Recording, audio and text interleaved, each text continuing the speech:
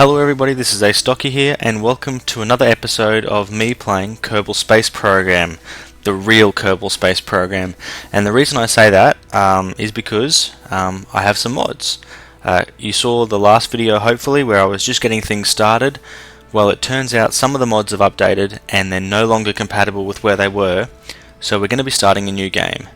But while we're starting this game, I thought I might just quickly go through the mods that I have installed. I'll just run through them really quickly.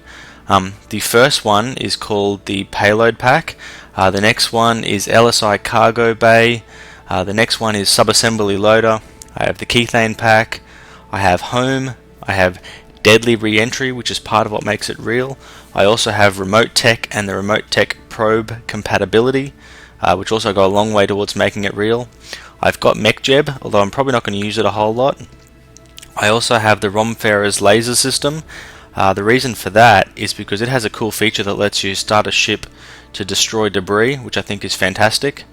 I have the Ferram Aerospace research to really make those atmospheric effects a whole lot more realistic, to go with the heating.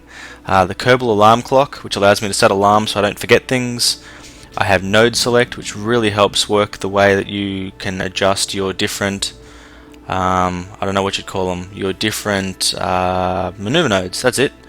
I also have Part Filter, which is a cool little thing that lets you filter through parts in the VAB in the spaceplane hangar. Now I had laser docking cam last time, but because I've got the whole laser system this time I don't need that. I've got Kerbal Engineer Redux. It adds a whole lot of the information that Mech Jeb gives you, without the temptation to cheat a little bit, so that's pretty cool. And I have also added a new one this time, which I'm going to experiment with, called Ioncross Crew Support. Now it basically adds life support for crews. Now I am planning to make this a costed campaign, where every mission I do earns me money, and every mission or plane, spacecraft, whatever, anything that I make costs me money. That's not going to happen. See, resume saved, I have none. That's not going to happen right now, and the reason for that is the real Kerbal Space Program. Now the reason I'm not going to start with that, why is the music always so loud? Yeah, the reason I'm not going to start with that in the very first mission is because I have not used this this setup at all. I've not actually tried with these mods configured the way that they are, so things could break very badly, and that'd be an awful lot waste of a lot of money. So let's just go back to the real KSP and let's see how things go. Let's start with something simple. Yeah, simple, I hear you say. Ooh, part pack filtering, that's cool. I'm going to start with just the most basic. Now for those of you who are interested, to get Ferram Aerospace Research and the Ion crew system to work together, you have to tweak the config files. So if people are interested, let me know and I can put the download of those config files up. You basically have to install the Ferram Aerospace Research, then install the other way around, sorry. You install the Ioncross crew systems, then install Ferram over the top. It'll overwrite the changes that the life support one made, and once you've overwritten those life support ones, you can then copy over the config files that I've got, and that will fix things. But for now anyway, what we're going to do is we have one little Kerbal dude. Now if we go ENG, here we go, we have the Kerbal Engineering System and the Kerbal Engineering System and Flight Engineer. Now this I can take and place, and it will tell me, should tell me, maybe it won't tell me anything yet. Oops. Yeah, maybe it won't tell me anything just yet, and it'll take a little while to get going. You know what? No, I can't even turn that off here. I'm just going to turn the music off altogether. This is going to be a very basic, just out of the atmosphere vehicle that's going to let me test some things out. Now we're going to want some batteries. Okay, what are they called? Rechargeable batteries? I do think, no, that's a big one.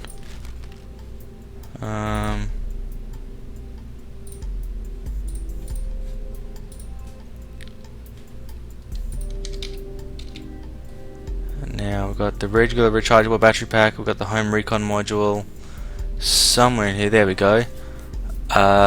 What does that do?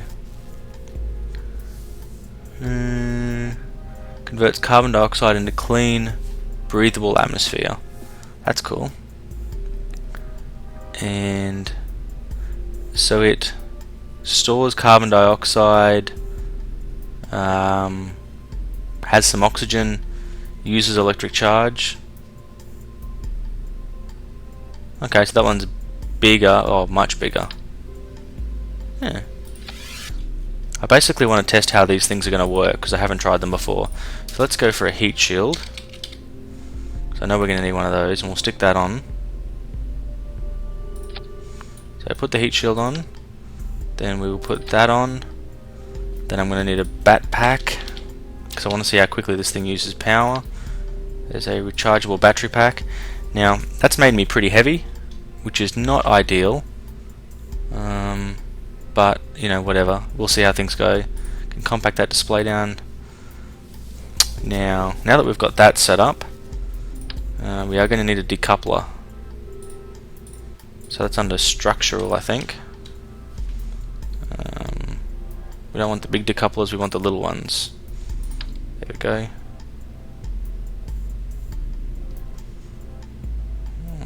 This can't be good. Seems like it's clicking on the wrong spot. You know, whatever. Yeah, that seems to be holding together in the right order. Now, I'm not going to do anything else with this just yet. I'm going to stick some fuel on now. I want to go for a small tank. All these things have lots of different kinds of fuel.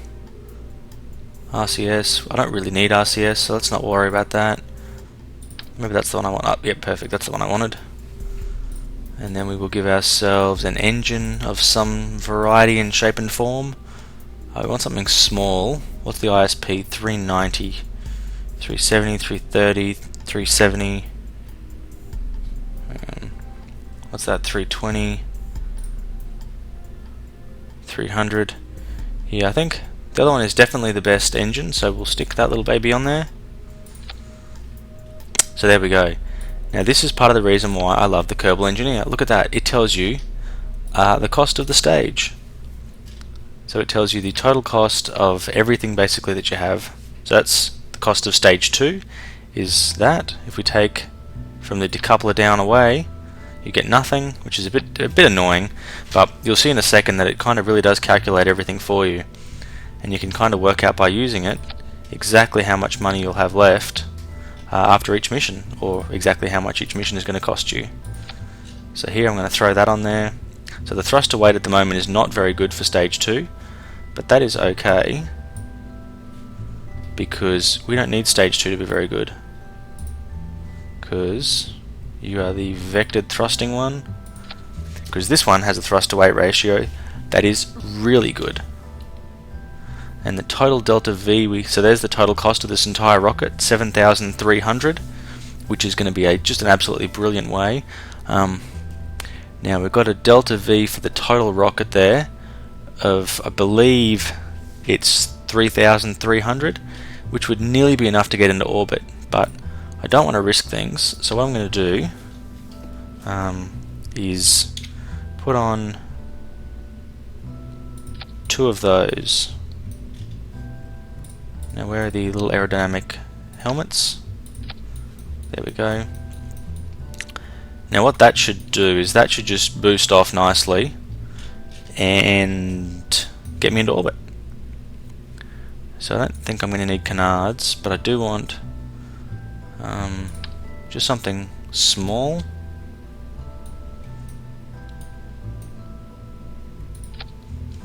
There we go.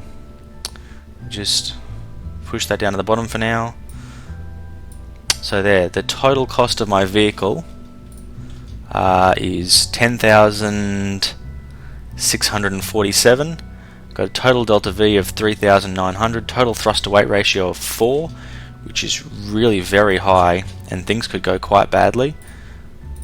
But I guess we will see how things go. Now I'm going to need that one down here because it's going to be my gimbaling for my stability. So I think, on that note, we are ready to call this life support test the first.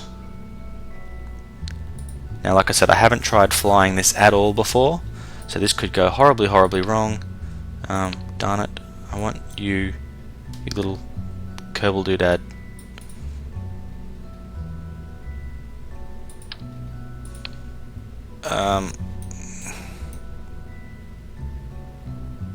Haha, there we go. I don't actually need that on my rocket, it doesn't help me fly at all, so say that again.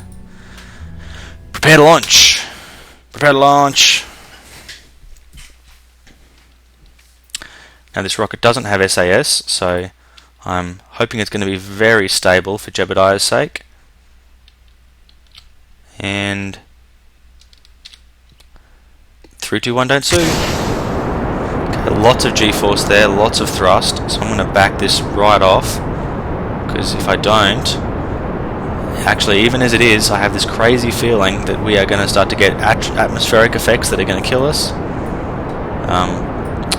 Before we even get far enough in to do anything, yep, there we go, blow my parachute, yep. Okay, things did not go well for Jebediah, so the solution may be to do this.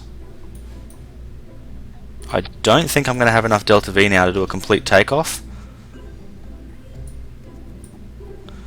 but whatever. Test 2. Remember, this is just to be a life support test. This isn't designed to show me anything fancy. Just want to go 3, 2, 1, take off. There we go, beautiful.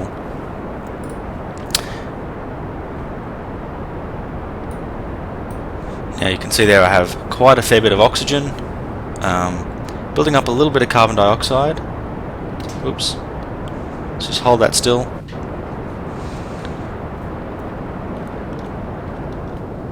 We're going to want to start throttling back now. Don't want to get too high too fast. Want to make sure we keep ourselves under Mach 1.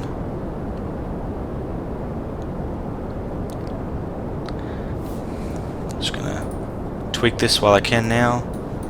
Get everything all nice and ready. There you go, apoapsis 13 kilometers and rising. Okay. Time to gravity turn ourselves over. Actually, this rocket is feeling nice and stable. Oh, I take that back. This rocket is feeling much less stable now. Okay, not cool. Something about only having 2 control surfaces, I think, is causing this rocket to give me issues. Staging. Okay. Now let's do this. Let's do this properly. There we go. I've just thrown out most of my delta V, so this is not anything like an ideal launch. But it could be worse. I mean, I have my SAS that is doing absolutely nothing for me. I'm rapidly running out of fuel. Like I said, I'm aiming to do a bit of a suborbital hop, so this is still going to be a perfect demonstration of a suborbital hop. Up to Mach 2 now. I mean, we're definitely up to the thin part of the atmosphere, so it's kind of working the way that it should.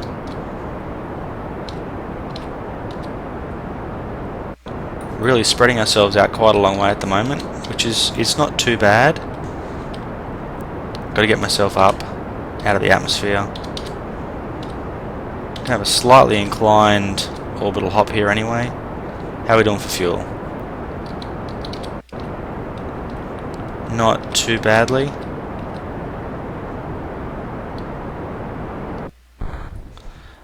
Look at that, we're not even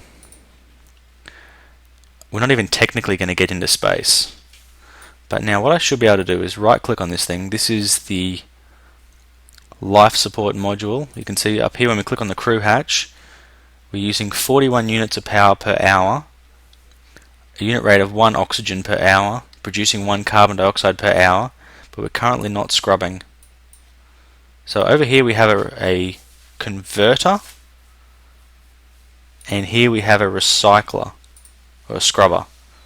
So you can see the scrubber is not doing too much at the moment because there's not a whole lot of carbon dioxide or anything in it. And the recycler, if we were to activate that,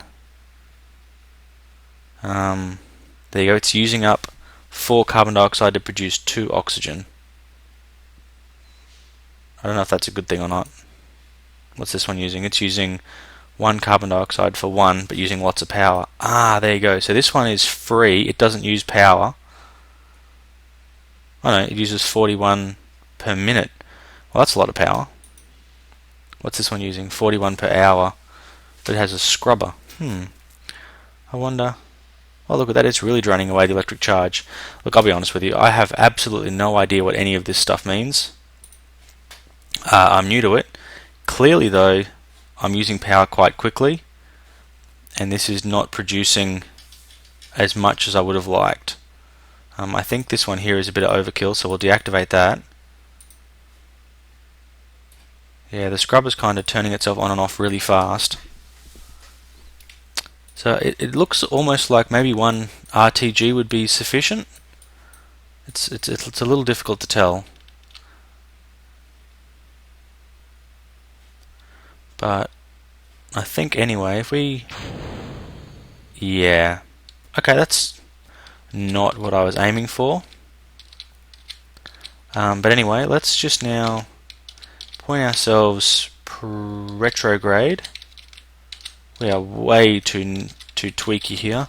Wonder if it's any better with the joystick. No, not even slightly. Okay.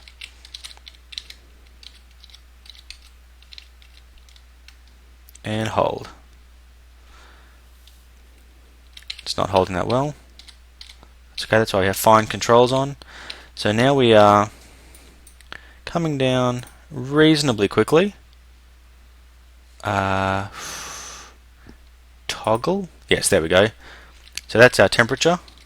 We are currently at minus 70 Kerbal temperature units. We're coming back into the atmosphere fairly hot. 1500 meters per second. We're definitely on our way down into the ocean here. Now, the way I'm going to play this is that I have to be doing less than 600 before I can deploy my chute. I don't know where I read that. It was some forum thread.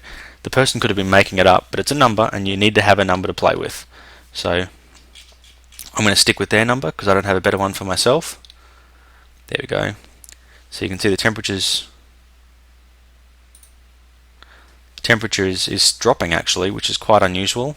I'm starting to bleed speed off though, so the temperature should be going up. In fact, the atmosphere is getting thicker, we're dropping faster. There we go, look at the temperature now.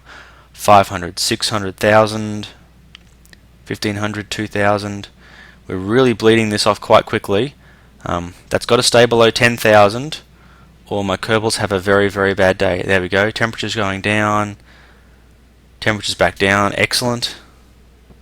Down below 600 now. I can deploy the chute, and now at the same time as deploying the chute, it should have popped off my heat shield. I'll be honest, I didn't see what happened to the heat shield. If someone did see what happened, let me know. Look at that, there we have some oxygen being used, some carbon dioxide left. Is the scrubber still on? No, the scrubber's off. So we can turn the scrubber on, and we're going to use up all our electric charge and hopefully get rid of these things. None of that though is important. What is important is my first mission was successful. Bill did not die the same horrible fate that Jebediah did. Shows me quite clearly that I need to put 4 fins on if I'm going to be flying through the atmosphere, because 2 is just rubbish. Coming down nicely now. Actually, we're over water, so I might just speed time up a little. Yeah, whatever. Times 3. Come on. About 1,000, I'll back it off. There we go. So we're falling around about 85. That's going to be a bit of a jerk to Bill here. There we. Oh, look at that! That spiked up into the about here, about 12 or 13 Gs, which is I would say mostly uncomfortable. But I think overall it didn't do too badly. And I think if we look at the orbital map, we also left no space debris. So that is a successful mission. Super successful, in fact. Super de duper, duper duper, de duper successful mission.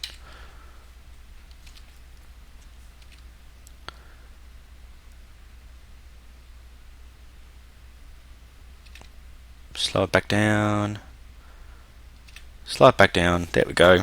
It's going to be a beautiful splashdown. Look at Bill smiling. Smiling his backside off. He's no Jebediah, but he's a happy Bill. So, yeah, ignore all those things. Oh, the heat shield collided. That's not a particularly good thing. I should have ditched the heat shield.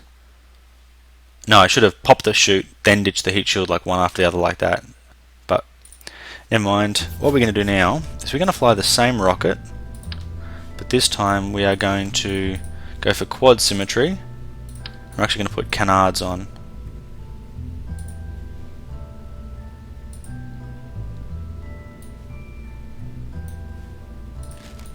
No, we're not. Yes, we are. Okay. So this is going to be test number 3. Without a capital I. What was I thinking? No. Haha. Caps lock's on. See? Game's being tricky. So, time to do one more test. This is going to go badly for me unless I rearrange this, so we are going to want that engine to go off. And then up here, we are going to want the chute to pop before we detach the heat shield. Okay.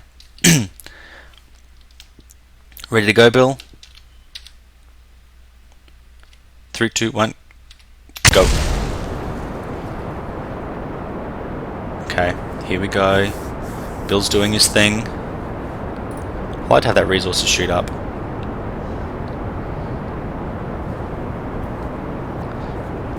So everything is working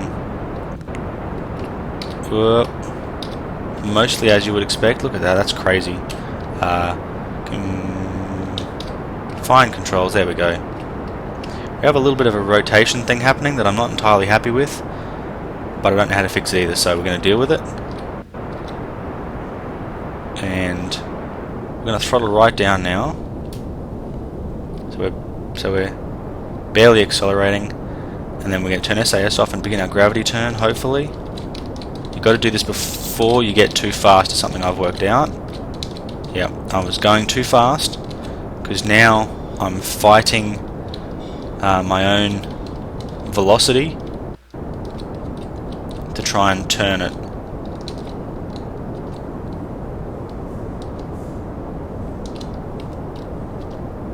There we go. No, see, it still wants to keep righting itself. But let's just kick this throttle in and really punch it sideways. There we go, we're bringing it over. Nice. Okay. Staging. Okay, Bill, come on, Bill. We can do this. We can totally do this. There we go. Now it's pretty much holding itself steady. So let's look how we're doing. Flatten is thrusting right out.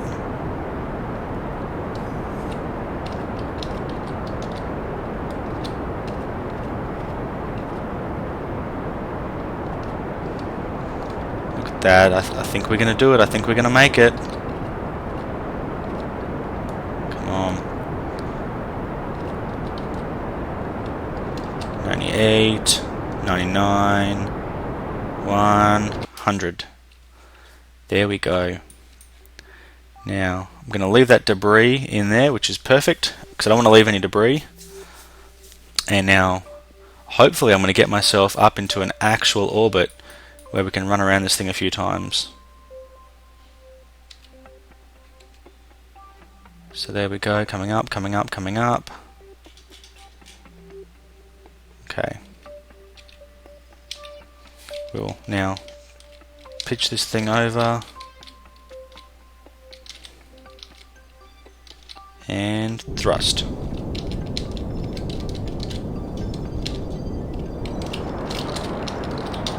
Ah, man. All over the place. So how are we doing? If we are going to get into the point where we're going to run out of fuel, I'm going to stop thrusting before we run out, because I don't want to end up stuck in orbit with no fuel. Okay. Clearly, we didn't have quite enough fuel to get to orbit. So this, we're going quite quickly. So this is going to be a really, really good test of how well this whole system works. I'm going to do something you might think is a little crazy, but I'm coming in really hot, and I'm slightly concerned about the ability for the heat shield to actually absorb all this heat that's going to be produced. So what I'm going to do is put myself engine first. Now I believe what will happen is these engines will just explode, and then my empty fuel tank will explode, and then my little life support reactor will just explode. Everything will just explode, except for my heat shield. Yeah, I'm really whipping in now. Because I got myself mostly to orbital velocity, I'm going very fast, and I'm coming in kind of steep. It's not like super steep. I mean, it's only, well, you can see at the moment I'm going to re-enter. Oh, how close am I to re-entering?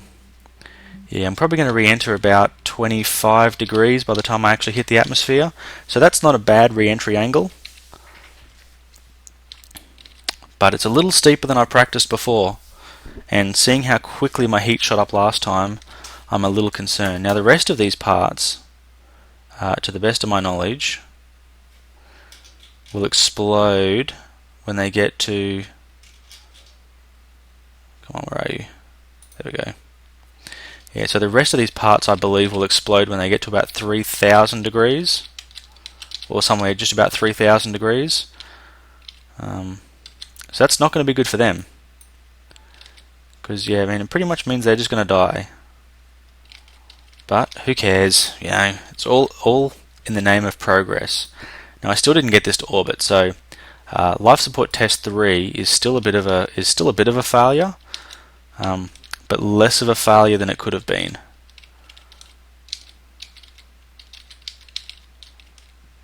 I wish there was a way I could tell what my periapsis is. I mean, if I had the Kerbal engineer or anything like that, I would probably be going okay. Oh wow, because we have all the weight up in the capsule end. This is trying to flip itself over. Oh. Yep, had to drop it. Okay, so you can see heating up really quickly. Bye, Bill. That is how it was not meant to go. Thankfully, this is all a simulation. Yeah. Yeah, I mean, that was not how I would have done a re-entry, let me say that. I'm not sure if there would be a better way to actually make this thing re-enter though. So let's go to the tracking station. No debris, excellent. Just going to try one more thing. Going to load up a space plane. A flashy looking super cool space plane. And we are going to launch this thing, and we're going to see just how flying goes. We'll be flying with the joystick. Whoa, nearly sat on its bottom. So we want full throttle. Just make sure, yeah, we have all the control authority we're likely to need, maybe. Accelerating quite quickly here. Now I'm going to change the gear up. I'm going to change the airspeed settings to be EAS, which shows you your equivalent airspeed. So as you go higher and the air gets thinner, that number will actually drop. And the reason I'm looking to do that is because that'll help give me an idea of how fast I'm going. So as long as I climb with basically a constant EAS, I should be doing alright. Now I want to try and keep myself away. I'm getting some Mach effects. So back the throttle off a little bit and put my nose up. I want to try and keep myself away from getting too many different effects like that, because I should have put a thermometer on this thing, because I have this crazy feeling it's going to get really hot. There we go, climbing nicely. What I want to try and do is do a Mach run and see how fast I can get this thing to. Now this is a mock-up of the SR-71. The real SR-71 flew to about 70,000 feet, I believe, and threw about Mach 3. So that's kind of what I'm going to try and aim to do, which I think would be about 15 or 16,000 kilometers.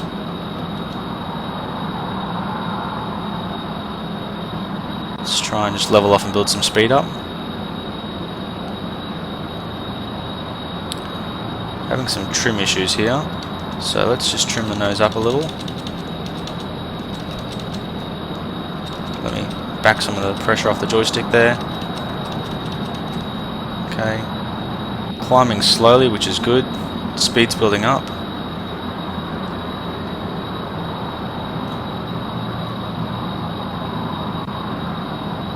Beautiful. Loving this.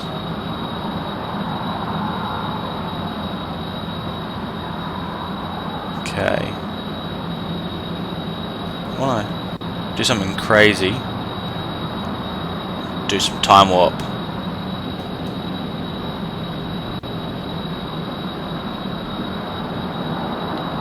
Got good intake air. Got good speed building up. I mean, good speed in terms of Mach number building up. Flying mostly stable. Mach 2.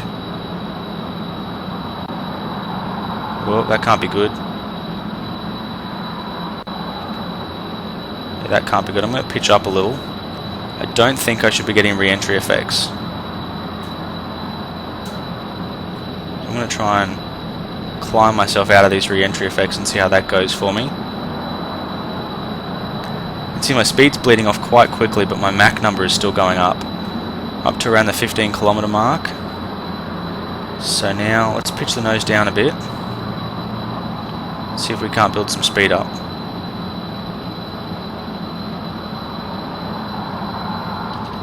Trim it down a bit because I'm putting a lot of front pressure on the stick. How are we doing? 2.7, 2.8. I'm liking the look of this. Come on, we've got to hit a Mach 3 run. Got to do it.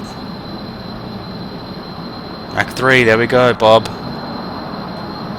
Fastest Kerbal flying an atmospheric vehicle. Now the real SR-71 could do 3.3, so I'm going to try and aim to hit 3.3, 3.4, there we go. Let's cut throttle. See if we can't bleed some speed off and slow. That was not good.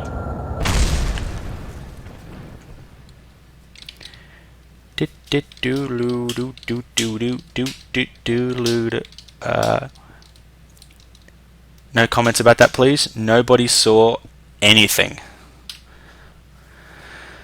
Nope. Nobody saw anything at all.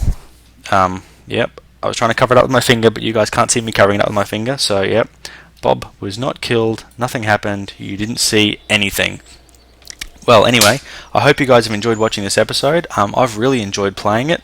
Now that the Kerbal Space Program forums are back up, I am going to put out I am going to put up a guide to this particular Let's Play that I'm doing. I'm going to list all the mods there. I'm going to put the download link for my change config files so you guys can use that as well if you'd like. I'm basically going to set it all up on the forum. It's not going to happen today, and it's probably not going to happen tomorrow, and then I'm going on holidays on Wednesday for the better part of a week, and I'll be back next Monday, so I'll be back in 7 days time. So when I get back, I'll hopefully put that forum link up and attach the link in the description then, and be ready for episode 2 once I get back into my regular routine. So thank you very much for watching. I hope you guys have enjoyed this episode. Astocky out.